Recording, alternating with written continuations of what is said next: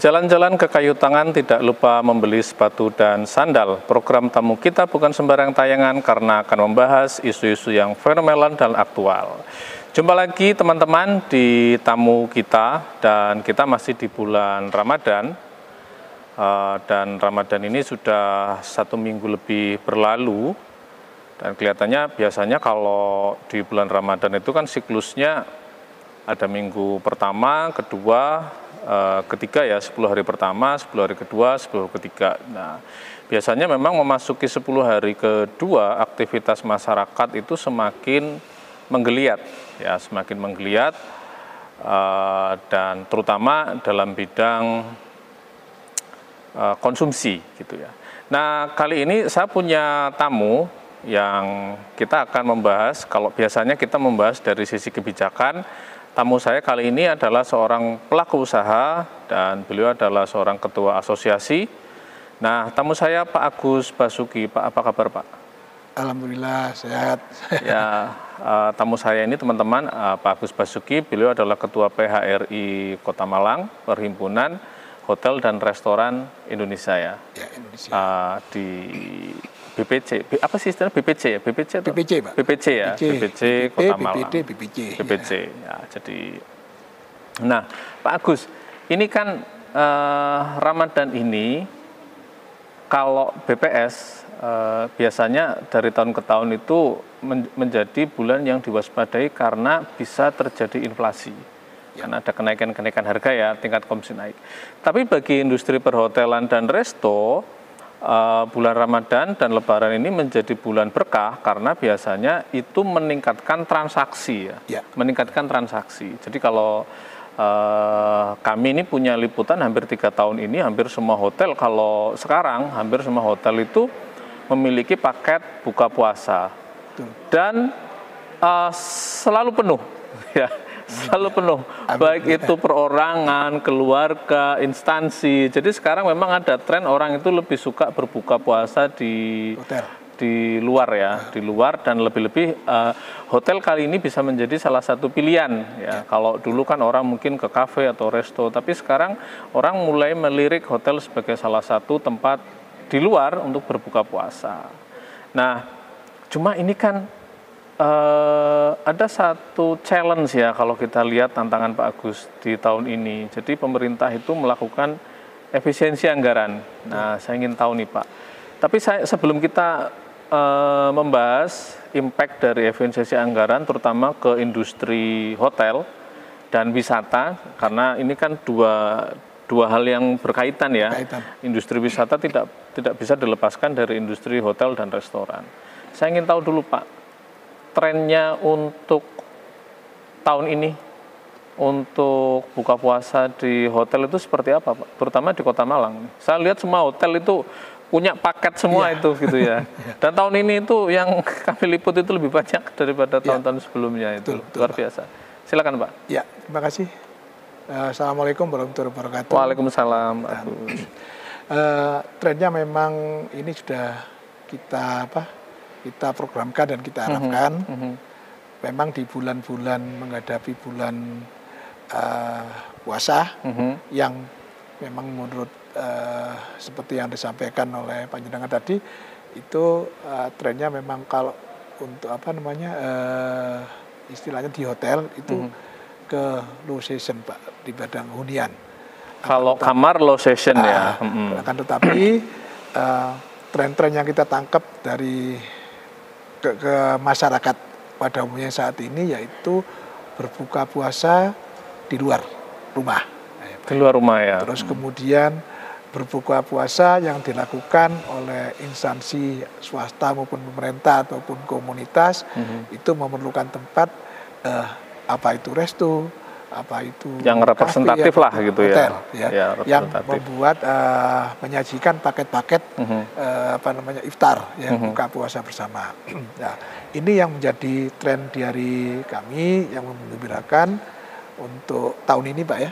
Untuk saat ini teman-teman hotel dan restoran yang menyiapkan paket-paket atau mengadakan paket-paket iftar buka puasa bersama, alhamdulillah karena kemampuannya mereka menurut kami untuk melakukan viral Pak ya di media sosial, kemudian kita melalui kerjasama dengan media-media, terus kemudian di HP ya, HP karyawan dan sebagainya membuat status dan TikTok dan sebagainya, ini pengaruhnya besar. Kemudian diimbangi oleh tren masyarakat yang berbuka. Makanya jangan kaget, jangan heran kalau kita satu hari kemudian kita ingin buka puasa di hotel, resto maupun kafe fully book. Full, Pak. Ya, apalagi pas malam minggu ya Pak ya. Ya, saya kadang iseng aja akhir pekan lalu tuh sampai kesulitan cari tempat itu. Iya. Nah, ini yang membuat artinya menggembirakan bagi kami, dan tentunya kalau kita bisa memberikan yang terbaik untuk masyarakat, dan kita juga imbasnya menguntungkan kami, juga menguntungkan mitra-mitra kami kayak vendor-vendor kami, kemudian pemerintah daerah karena ada unsur pajak dan sebagainya, sehingga ekonomi ada kayak semacam multiplier efek lah ya, sehingga ini perekonomian kita jadi bagus. Ini yang kita ini kan paling tidak untuk di bulan ini memberikan masukan pada sebagian target revenue yang kami harapkan di tahun 2025.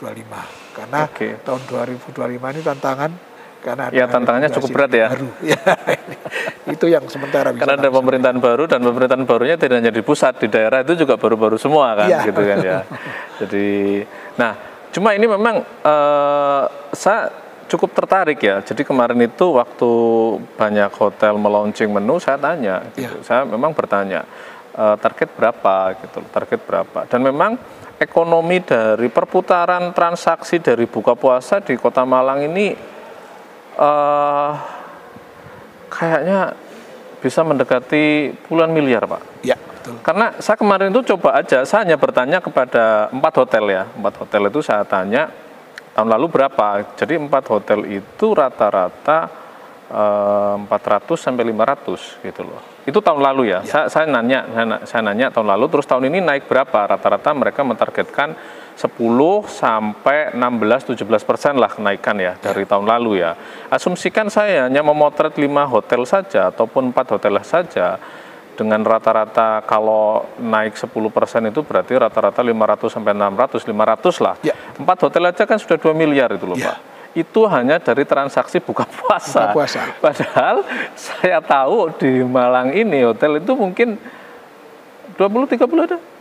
20-an ya mungkin ya hotel. Kenapa? Jumlah hotel itu. Jumlah di hotel Malang, di Kota Malang. Yang PRI aja 90 gitu. Tapi itu sudah sama resto atau hanya hotel saja? Sama resto. Dengan resto sama ya. Resto. Jadi saya pikir saya kemarin hanya bertanya pada 4 hotel saja. Mereka rata-rata 400, 500 gitu kan ya. Ada yang sampai 700 gitu kan. Betul. Jadi kalau saya pukul rata taruhlah 500, 600 dari 4 hotel saja itu sudah 2 miliar lebih gitu loh. Nah, kalau misalnya ditambah dengan yang lain gitu ya. Jadi transaksi iftar ini luar biasa gitu ya.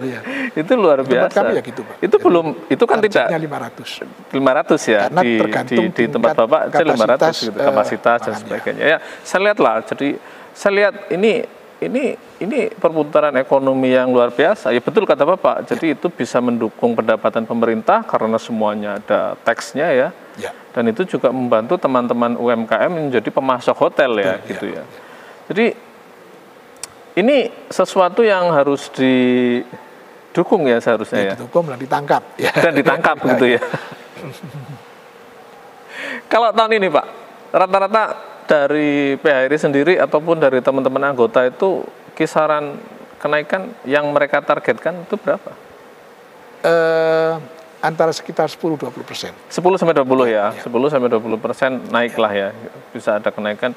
Dan kisaran harga pun saya lihat rata-rata tidak terlalu jauh dari tahun lalu ya. Sama ya. Kalau hotel bintang 4 ya dia akan sekitar 150 sampai 175 gitu ya.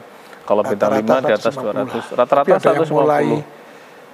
Tapi ada juga yang di bawah 100. 50.000 sampai ya, 200. Di bawah, saya masih menemukan beberapa hotel itu masih membuat paket di bawah 89, 90, 75 itu ada, masih ada juga gitu ya. Nah, ini Apa sih Pak yang menjadi optimisme dari teman-teman hotel dan restoran bahwa paket iftar ini bisa mendongkrak penjualan ataupun pendapatan dari hotel dan resto? Jadi memang kalau di hotel itu Pak, di restoran pun juga begitu. Kalau restoran pasti Pak ya. Nah, dan memang ada semacam tiap bulan, mungkin setahun, 1 bulan, itu ada namanya target revenue. Target revenue itu yang harus diciptakan oleh masing-masing. Kalau misalnya di hotel, restoran ada sales, Pak ya, itu targetnya itu. Nah, tentunya dari target ini biasanya hotel itu gini, Pak. Kalau misalnya target revenue satu hotel 10 miliar, gitu Pak ya. Dari kamar diperoleh harus dapat 5 miliar, gitu Pak ya.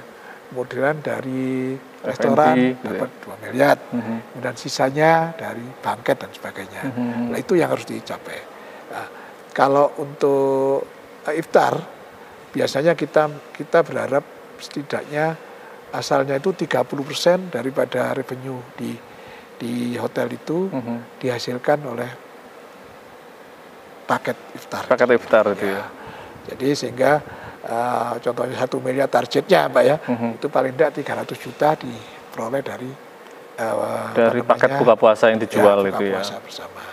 Itu yang sekarang dikejar. Nah, yang sekarang biasanya para salesnya yang ada di hotel-hotel dan restoran itu yang mendatangi, samping itu menyebar info juga mendatangi instansi komunitas, kelompok, swasta, gitu ya. Kemudian asosiasi, komunitas-komunitas, bahkan ke kampung-kampung. Ayo di tempat saya, walaupun 5 orang, 10 orang bisa Pak. Ya, itu. Karena dengan misalnya katakanlah 100.000 untuk 1 orang, tapi kalau 5 orang bisa cuman jatuhnya 90.000. Kalau misalnya sampai 20 orang bisa 75.000. Nah, itu yang membuat daya tarik. Kemudian biasanya teman-teman di hotel itu membuat nanti ada kayak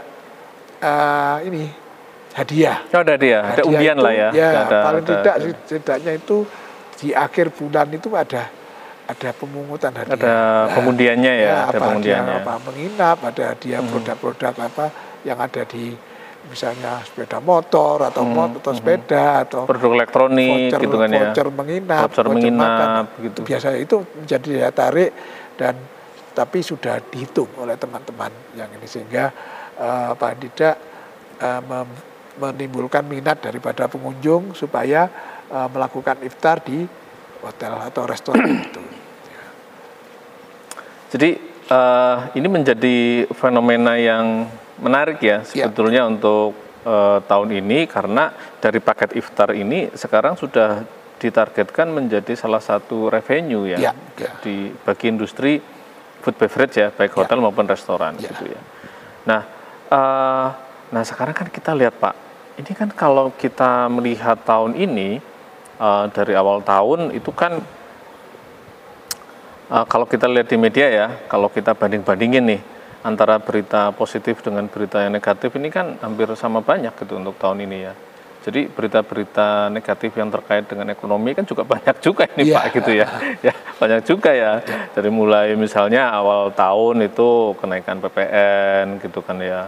Terus kemudian PHK ya. Kita lihat banyak industri yang melakukan PHK, terus kemudian industri melakukan relokasi gitu kan ya. Harga naik gitu ya. Kita lihat walaupun tidak naik drastis tapi faktanya memang beberapa komoditas itu mengalami kenaikan harga kan, kenaikan harga. Nah, kalau dari awal saya ingin balik lagi sebelum nanti masuk ke masalah efisiensi anggaran itu apa yang sudah dipetakan Pak oleh PHRI, kira-kira tantangannya tahun ini itu apa saja yang itu berdampak terhadap industri hotel dan pariwisata kita, Pak? Ya Pak, efisiensi anggaran Pak ya. Ya. Salah satunya efisiensi anggaran. Ya memang efisiensi anggaran ini ketika itu dimunculkan, kami di industri pariwisata sempat semacam kaget Pak ya. Tetapi kami akhirnya berpikir positif dengan melakukan solusi-solusi. Apa yang kami kerjakan, kami dari daerah sampai pusat sudah melakukan koordinasi dengan kepala daerah maupun dengan kementerian, Pak. Itu sudah dilakukan yang di pusat untuk meminta penjelasan dan untuk diberikan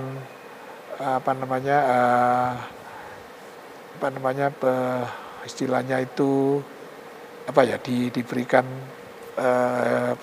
pengarahan ya. Kemudian kami memberikan masukan dan sebagainya, sehingga akhirnya muncullah di situ. Memang intinya itu akhirnya sekarang sudah hampir ada ditemu, Pak ya.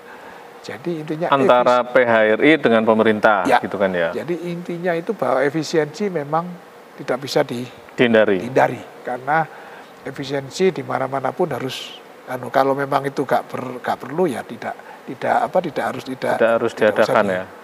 Dipakai. Kalau memang perlu tetap harus ini, karena efisiensi itu ternyata kan untuk menyangkut kesejahteraan masyarakat, kesejahteraan secara luas, Pak ya.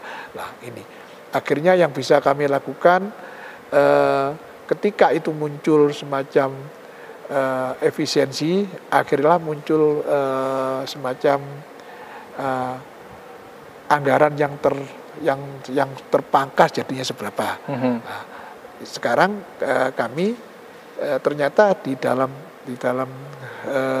ini akan ternyata terdapat adalah namanya skala prioritas terhadap penggunaan anggaran dari kementerian sampai di daerah, dari pusat sampai daerah. Nah, itu yang sekarang sedang kami perjuangkan untuk supaya prioritas apa yang kita butuhkan, yang sebenarnya tetap kita harus tetap rasional, Pak ya. Ya, contohnya di daerah, hal-hal yang berkaitan dengan event-event, hal-hal yang berkaitan dengan kegiatan kepariwisataan, yang itu harus kita munculkan sehingga dalam memberikan dampak terhadap perekonomian itu kita ajukan, kita yakinkan pada pemerintah di pusat maupun di daerah.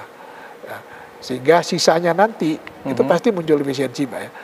Sisanya nanti kita berharap teman-teman seluruh anggota untuk melakukan kreasi-kreasi, sehingga tidak harus dengan bermitra dengan pemerintah, tapi dengan swasta maupun BUMN yang tidak yang bisa mengajukan satu kegiatan yang tidak menggunakan anggaran secara ini, mungkin menggunakan sponsor dan sebagainya.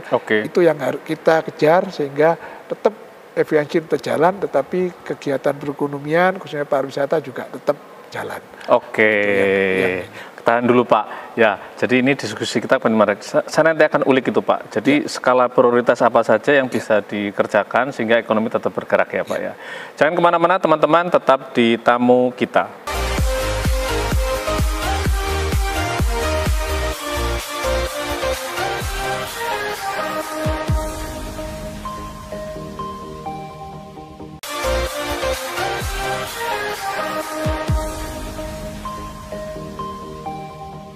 Masih di Tamu Kita dan tamu saya masih Pak Agus Basuki, Ketua PHRI Kota Malang.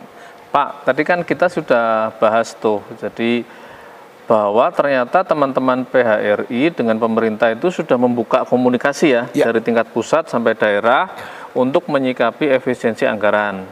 Nah, satu hal yang disepakati bersama bahwa efisiensi anggaran ini satu hal yang tidak bisa dihindari gitu ya.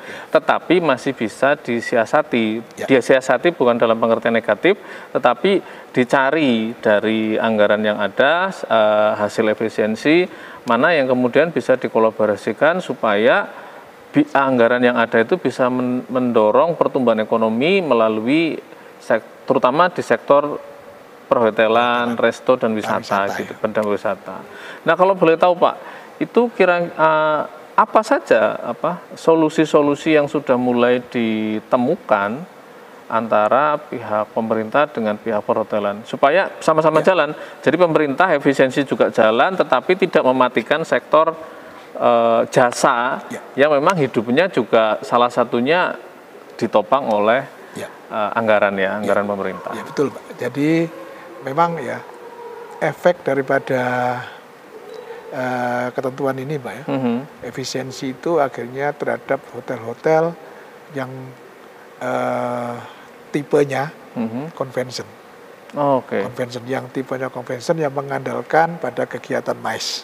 Ya, jadi ada meeting, ada insentif, ada event, gitu ya. Itu jadi event-event, ada kemudian convention, ada paket-paket, pameran gitu ya. Sosialisasi, kemudian ada paket menginapnya dan sebagainya itu yang saat ini untuk pemerintah yang dari pemerintah Pak itu bukan dipangkas tapi diefisiensikan. Sehingga muncullah namanya skala prioritas. Nah, skala prioritas ini yang kita dari asosiasi berupaya mulai dari pusat sampai kita ke daerah itu melakukan semacam komunikasi bahwa kita punya skala prioritas yang berkaitan dengan pariwisata, dengan persetaan itu kita ajukan. Nah, contohnya yang umum yaitu kegiatan event-event Pak ya. Event-event yang event itu kan ada event yang kota Pak ya. Ada kalender event yang provinsi, event yang nasional. Di Malang ini di Malang dan Jawa Timur Pak. Itu event nasional sekarang ini sudah 2025 paling banyak.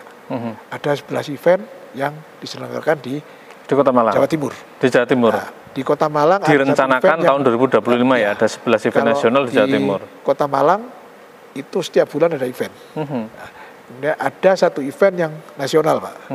Ada namanya Tong Tong Night Market, itu event nasional. Masuk dalam karisma event nasional. Tong-tong itu ya, festival jadi Tong-tong sekarang itu yang temponya hanya yang dulu cuman event-event kota, sekarang udah event nasional.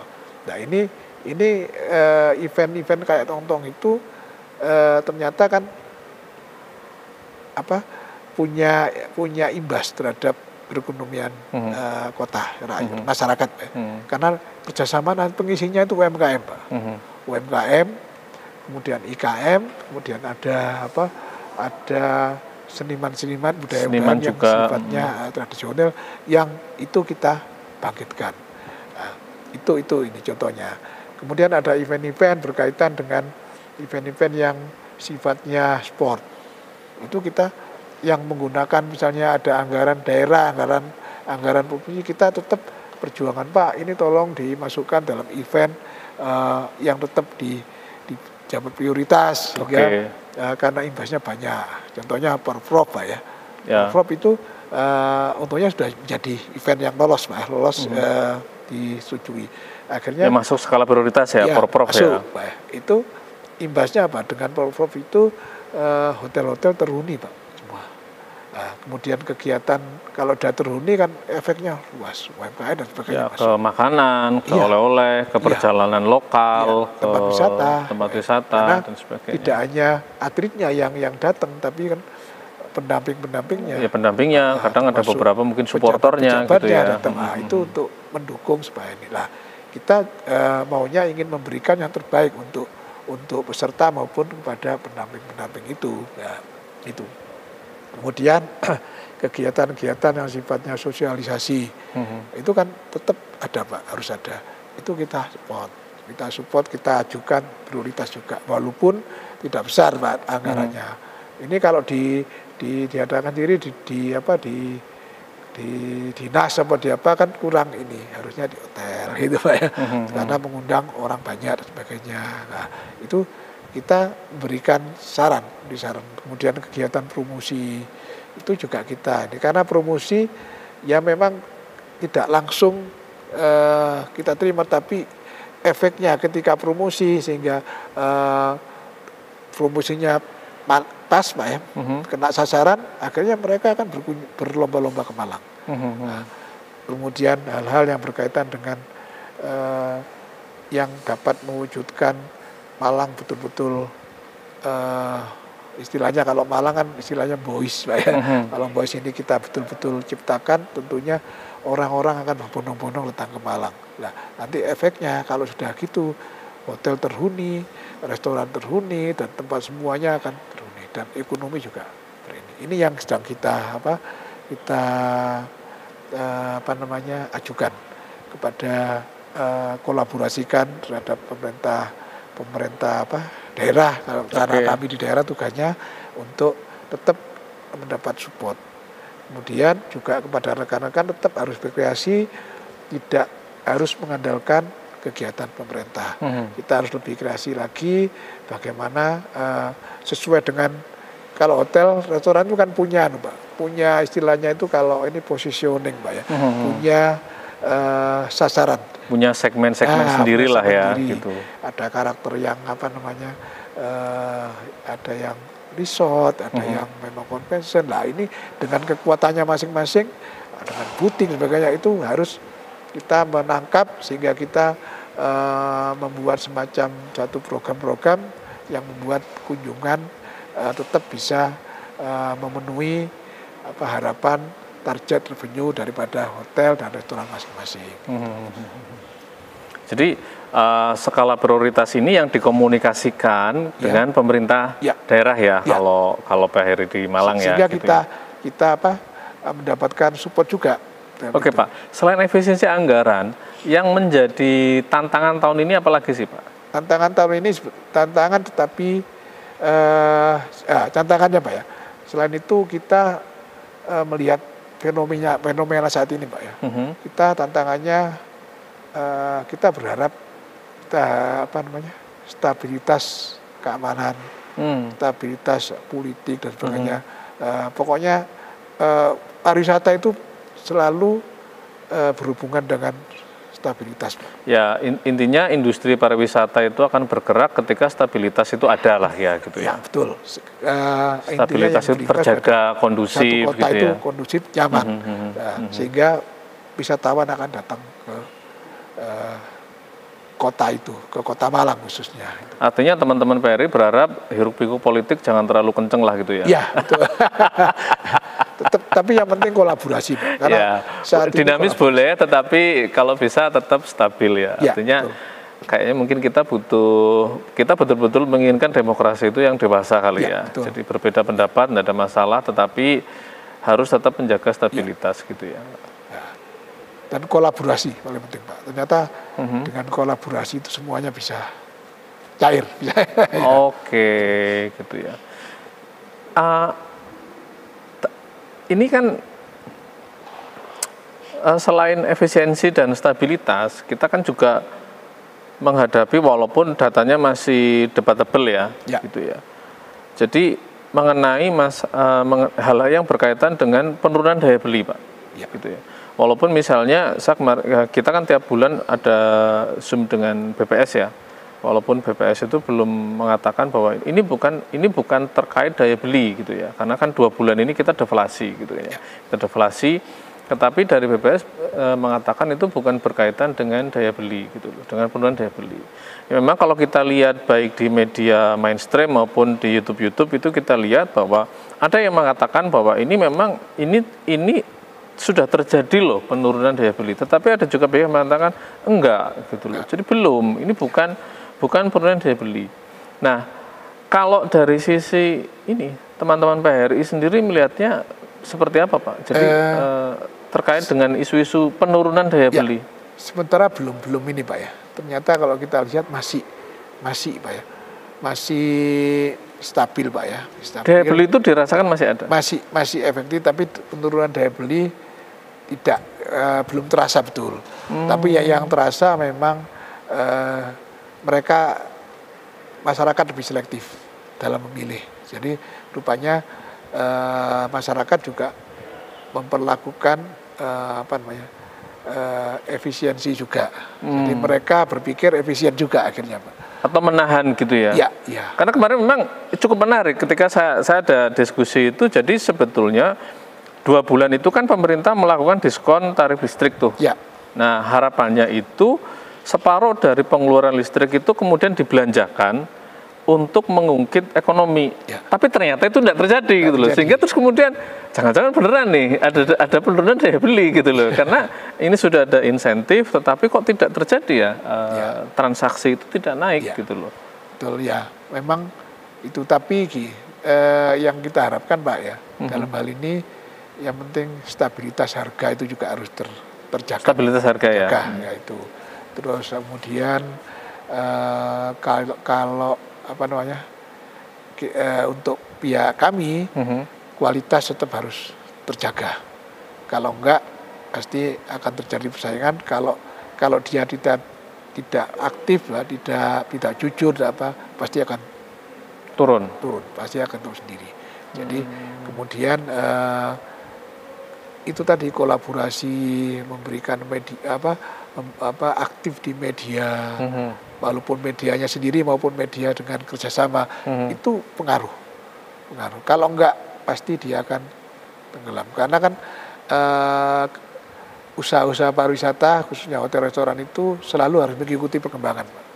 Kalau enggak mengikuti perkembangan, coba jangan lihat hotel atau restoran yang tidak selalu berkembang, pasti. Ya, apalagi sekarang ya, masyarakat itu kan juga terjadi pergeseran dalam pola mengkonsumsi informasi. Di antaranya adalah sekarang mereka itu mencari rekomendasi itu melalui media sosial gitu loh, baik mencari rekomendasi tempat makan, tempat menginap gitu loh. Sehingga ketika si pemilik usaha itu memang tidak inline ya, tidak selaras dengan dinamika yang ada, memang kelihatannya juga sulit untuk bertahan gitu ya, untuk era-era seperti ini Pak. Kalau daya beli masih jadi daya beli itu diyakini masih semoga tidak terjadi Pak, betul. Karena kan ini kan pemerintah juga sudah memutuskan THR ASN dipercepat gitu kan, THR harapannya kan yang biasanya itu di minggu keempat, ini kemungkinan di minggu kedua atau ketiga sudah selesai. Jadi harapannya kan pemerintah berharap itu segera dibelanjain dong gitu ya. Karena memang selambatnya kalau di usaha kami rata-rata seminggu sebelumnya itu maksimal, maksimal seminggu sebelumnya terbagi. Kalau syukur kalau bisa 2 minggu sebelumnya. 2 minggu sebelumnya ya. Jadi kita harapannya itu, saya melihat pemerintah berharap bahwa momen Ramadan ini dari minggu pertama, kedua, ketiga, keempat itu betul-betul bisa maksimal untuk menggerakkan ekonomi ya, saya lihat. Jadi kalau misalnya THR dipercepat, harapannya kan pertengahan Ramadan itu sudah terjadi transaksi. Terus kemudian kalau mendekati Ramadan kan itu transaksi yang natural, misalnya sektor transportasi, karena orang itu mau tidak mau mudik kan ya. Dapat THR, nggak dapat THR, orang itu mudik Pak. Sekarang upaya-upaya pemerintah sudah dilakukan Pak. Terus kemudian libur diperpanjang, harapannya kan orang banyak melakukan aktivitas pariwisata kan, harapannya kan kayak seperti itu ya, gitu ya. Itu yang memang sudah dipersiapkan ditangkap oleh dunia kami, sehingga ada semacam paket-paket, ada paket, paket menginap misalnya Pak ya. Ya, selama Lebaran, Idul Fitri dan sebagainya gitu ya. Kalau di rata-rata hotel sudah mengeluarkan pengumumannya bahwa untuk paket Ramadan, untuk menginap. Nah, di samping iftar ada paket menginap, paket halal bihalal, itu rata-rata mereka sudah buat. Dan harganya pun pasti lebih murah daripada hari-hari biasa. Saya tapi tertarik itu Pak dengan kata-kata stabilitas. Jadi seberapa besar sih Pak pengaruhnya stabilitas gitu kalau untuk industri jasa itu Pak? Memang iya Pak. Jadi ketika contohnya ya,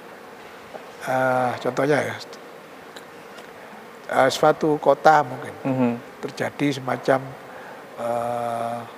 ada kayak kota itu dicap jelek gitu Pak ya, nggak aman dan sebagainya. Nggak aman lah misalnya kayak gitu ya. Itu pasti aman ya. Orang wisatawan akan tidak akan kayak beberapa saat yang lalu itu kan yang waktu kasus ada orang mobil rental dibakar itu kan.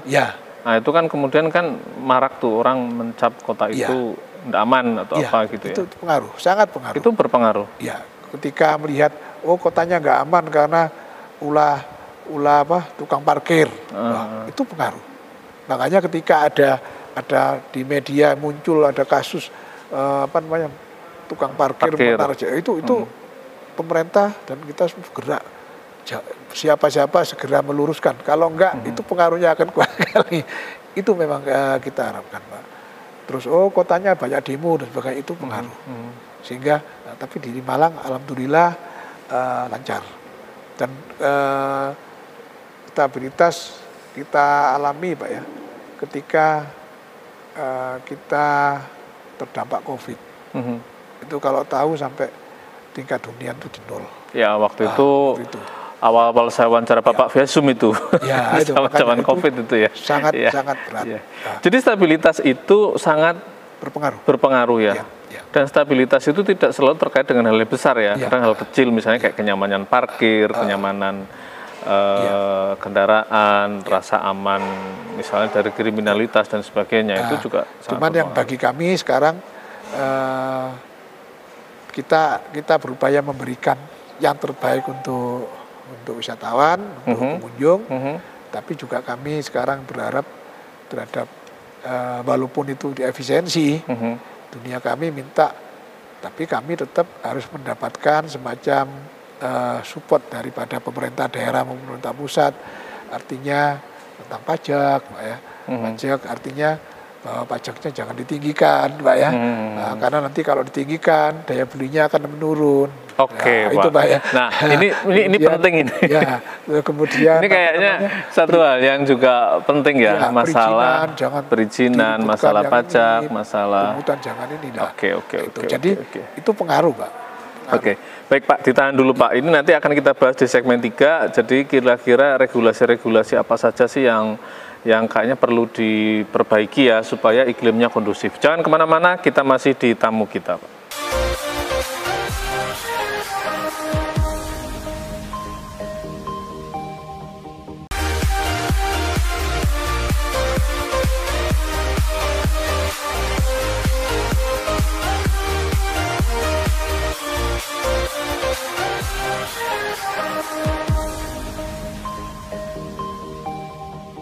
Masih di tamu kita dan tamu saya masih bersama Pak Agus Basuki, Ketua PHRI Kota Malang.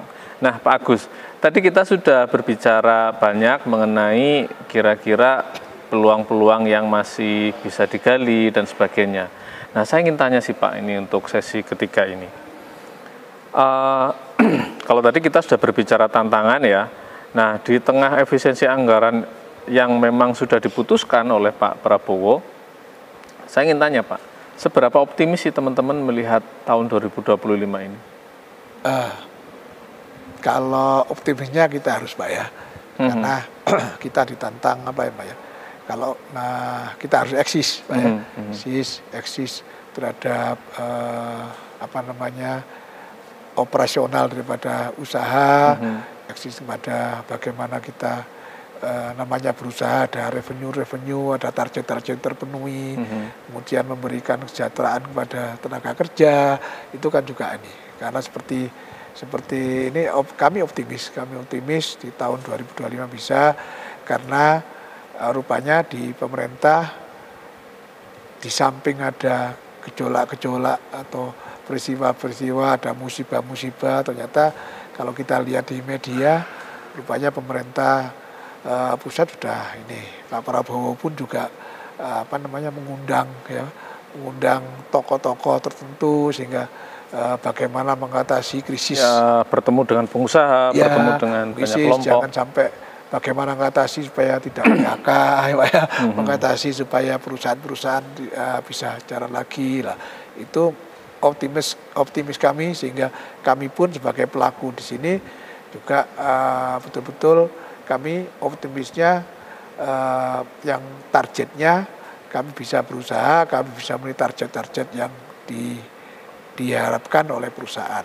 Nah, tentunya optimisnya dengan tekad yang sudah diberikan oleh, kalau kami di daerah, rupanya kan kepala daerahnya kan baru Pak ya, baru, dan kita melihat visi misinya itu betul-betul memberikan hal yang gambaran yang positif, menggembirakan, dan ini kita dukung. Kalau itu bisa kita dukung, kalau itu kita bisa berkolaborasi dengan baik, tentunya akan optimis target kita terpenuhi.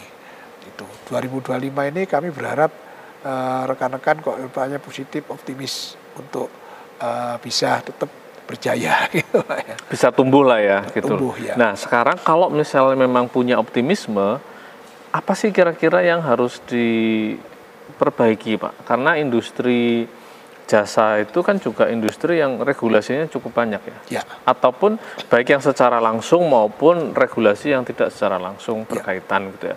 Kan kita lihat ya industri hotel, resto, industri pariwisata itu regulasinya kan memang cukup banyak kan. Jadi ada selain masalah perizinan, masalah perpajakan, terus masalah keamanan gitu ya, keamanan misalnya keamanan tempat wisatanya, keamanan pangannya dan sebagainya gitu. Ini kan cukup banyak Pak. Nah kira-kira, nah dan kita tidak tutup mata lah ya bahwa regulasi itu juga memerlukan biaya tersendiri kan untuk mengurusnya dan sebagainya gitu ya. Membutuhkan biaya yang tidak sedikit gitu ya. Nah sekarang itu apa Pak yang menjadi harapan atau aspirasi dari kalangan pengusaha terkait dengan regulasi-regulasi ini Pak?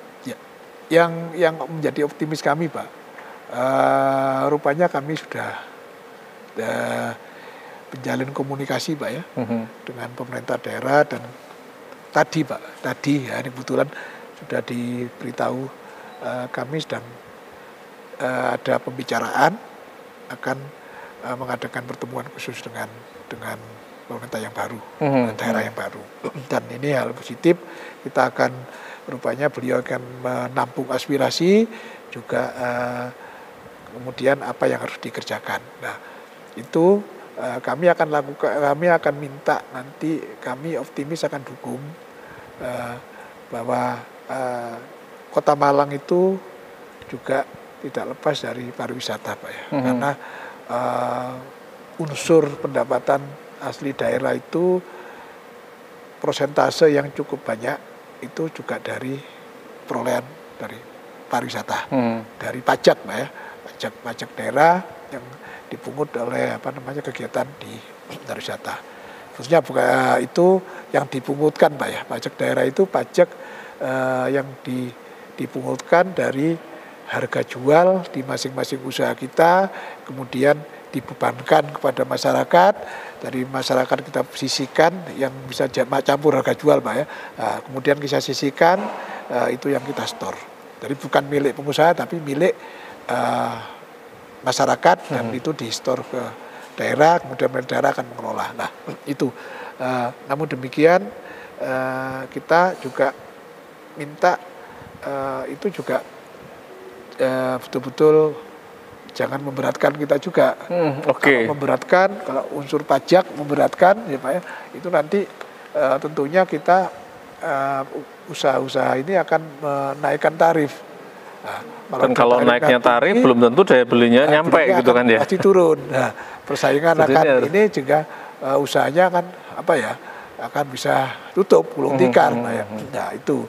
Kemudian yang kedua, regulasi termasuk perizinan Pak ya, termasuk apa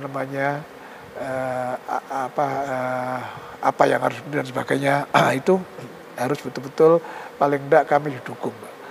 Karena perizinan kalau di hotel restoran itu macam-macam, mulai perizinan yang berbasis online ya, USS, kemudian ada lagi di daerah, ada lagi namanya kalau di Kota Malang namanya dengan itu ada lagi, itu lewat itu. Kemudian ada komitmen. Nah ini izin itu selalu dipantau Pak. Nah, ini kadang-kadang ada persyaratan yang membuat kita itu agak kesulitan. Nah, kalau udah sulit itu kadang-kadang menghambat kegiatan usaha kami. Paling tidak memakan waktu lah ya untuk menyelesaikannya, memakan waktu. Jadi waktu yang harusnya mungkin untuk bekerja, jadi akhirnya hanya untuk mengurusi pemenuhan regulasi. Belum lagi, misalnya contohnya satu kegiatan yang tentunya kalau kegiatan ini dilakukan, itu kita harus khusus melakukan kegiatan itu sehingga juga mempengaruhi tentang jalannya usaha kita, sehingga banyak melakukan pekerjaan itu, tapi pekerjaan yang yang inti tidak terlaksana. Nah, itu yang sedang kita nanti kami akan usulkan sehingga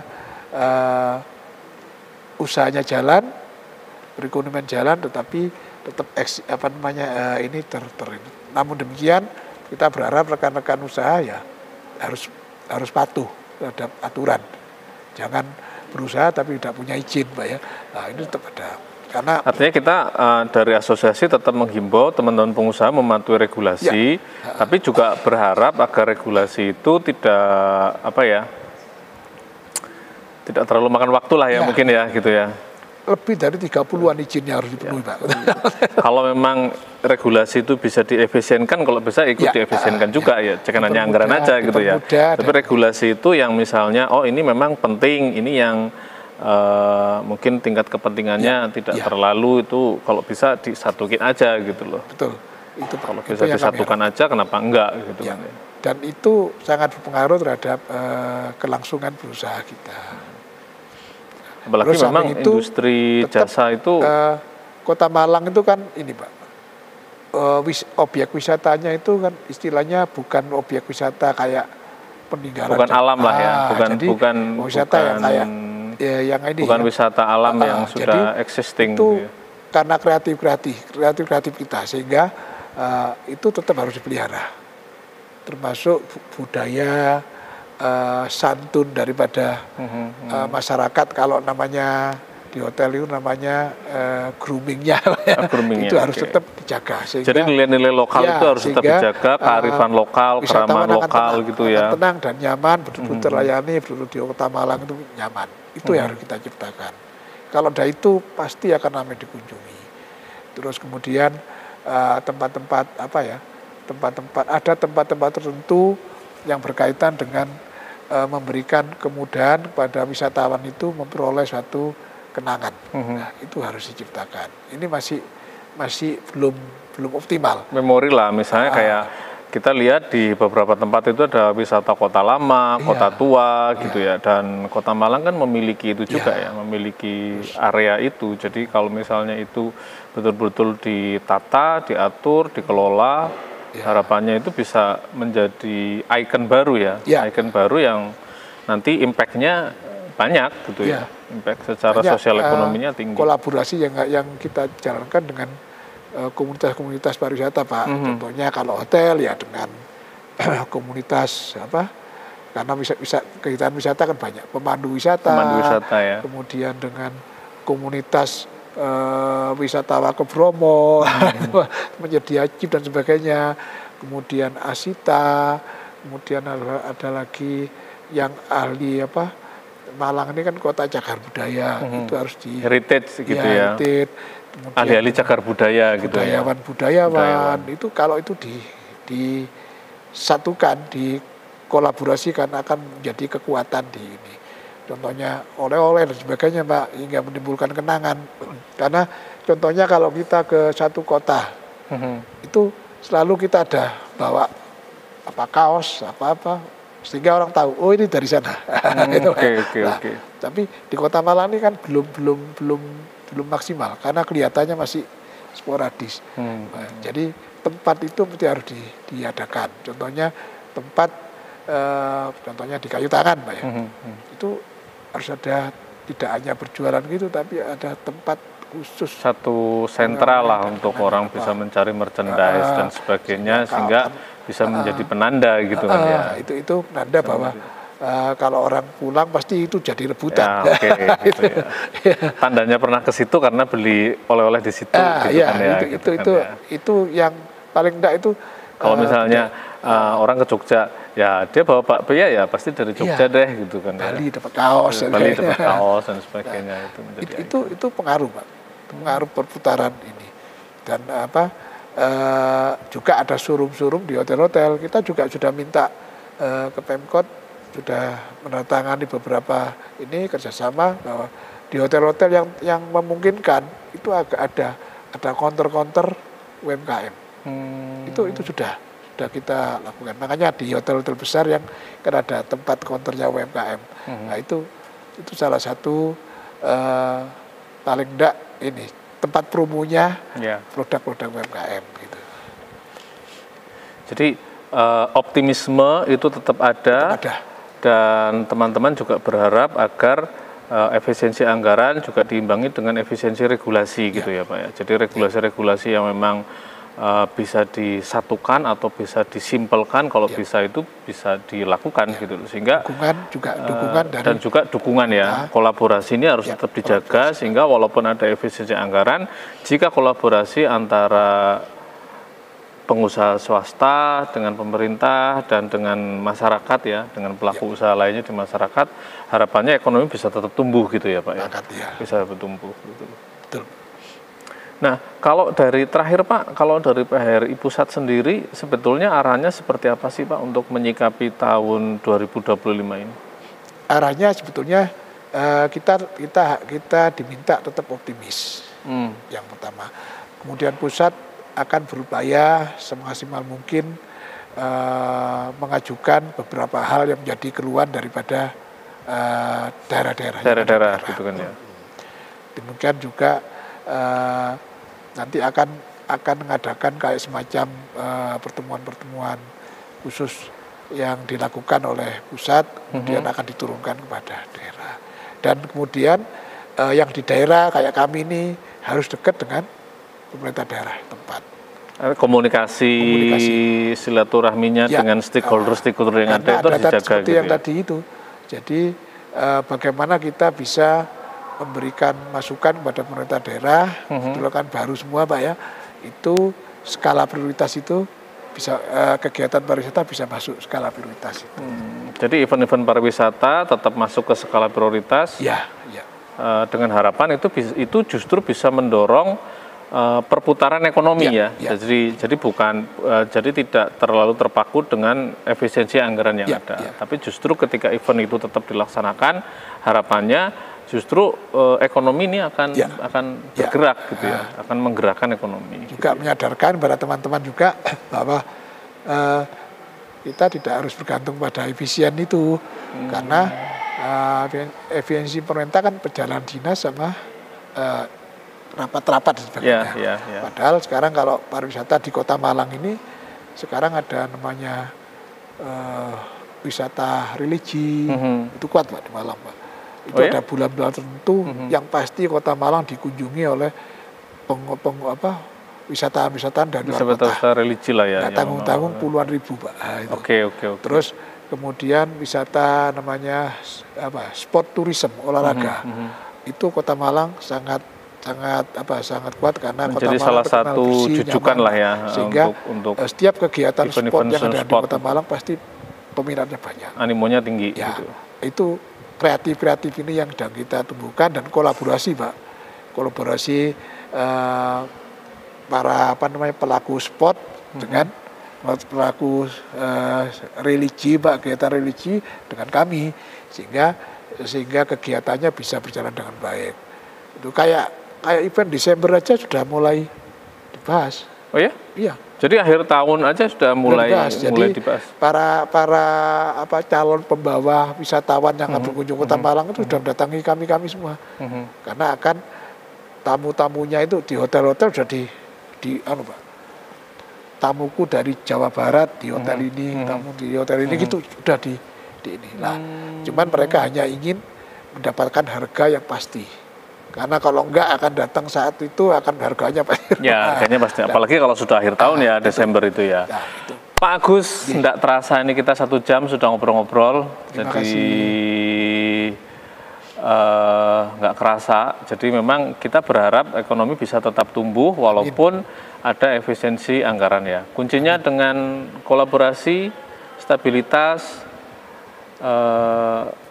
dan juga komunikasi, menjaga komunikasi dengan semua stakeholder pelaku industri hotel, restoran, dan pariwisata. Pak Agus, terima kasih atas waktunya. Dan teman-teman jangan lupa untuk menyaksikan tamu kita yang tayang setiap hari Kamis jam 19 malam dan tayang tunda pada hari Jumat jam 19 malam. Jangan lupa tetap subscribe, like, komen, dan share agar channel UPTV Brawijaya semakin berkembang. Sampai ketemu di tamu saya berikutnya, tamu kita.